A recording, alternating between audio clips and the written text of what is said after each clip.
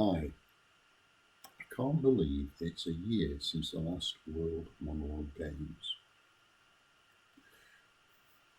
I was surprised when I got all these emails from that Peter Maliki chap he'd had down under, inviting applications. And I thought, what the heck can I talk about? You see, last year I told you a story about one of my neighbours. He's long since died, and he knew he was dying at the time. And before he did, he told me, he said, David, I've bought a second-hand coffin. Well, I couldn't believe it. And what do you say to that? So I asked him, I said, well, like the previous occupant mind, and how on earth will you fit into it? Is he all gone to bones already?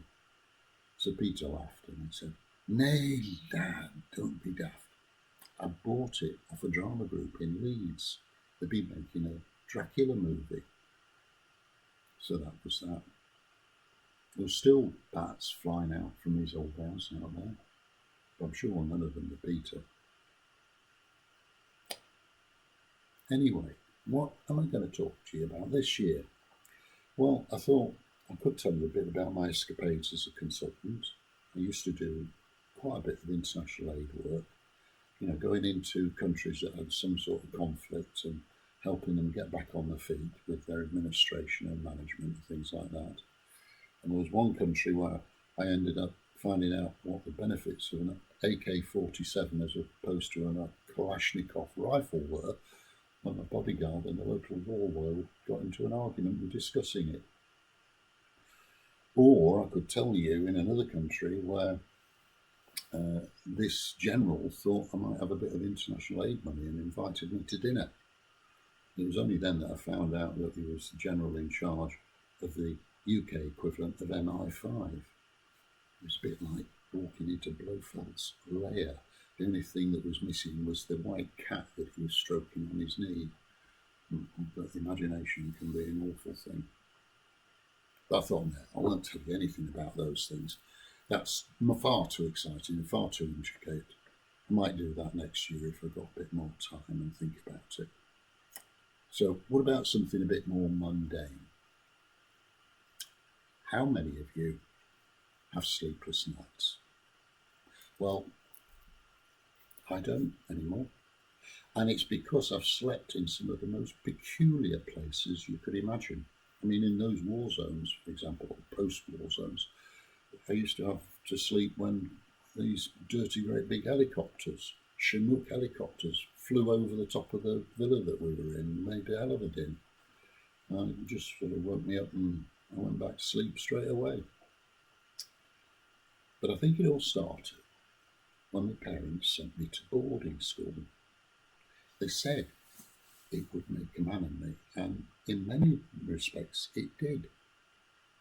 Anyway, before I went, I had to have some injections, and I think it was smallpox and typhoid in this arm, and I had cholera and yellow fever in this one. I mean, I thought at the time, well, how dangerous can it be to go to a boarding school? Anyway, my arm ended up feeling like a pincushion. It hurt like Billy-O. Anyway, when I got there, I was put into a dormitory with about 6 or 7 other lads, and it should have been absolutely great. The only trouble was the bed. It was awful.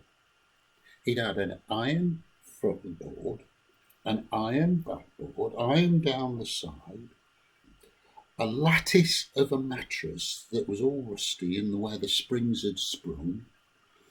And I kid you not, the mattress was that thick, and I'll swear it was made of cardboard. Well, it wouldn't have been so bad if it had just been that, but the whole thing was bent in the middle.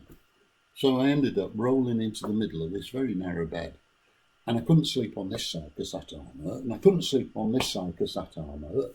And when I slept on my back, well, the other lads started throwing pillows and other things at me, and shoes and stuff like that, because I was snoring. Anyway, I eventually got used to it. And I think most of the time, if you sleep in lots of different places, you can get used to just about anything. In fact, I'm known for almost being able to sleep on a clothesline nowadays. I even fell asleep one day on the tube, standing up, just hanging on there. It was only when the doors opened and I nearly fell out that I woke up. Anyway, that's me. But the end of the story about the boarding school is that when I got home at Christmas, the worst thing was I couldn't sleep in my own bed because it was too blooming soft.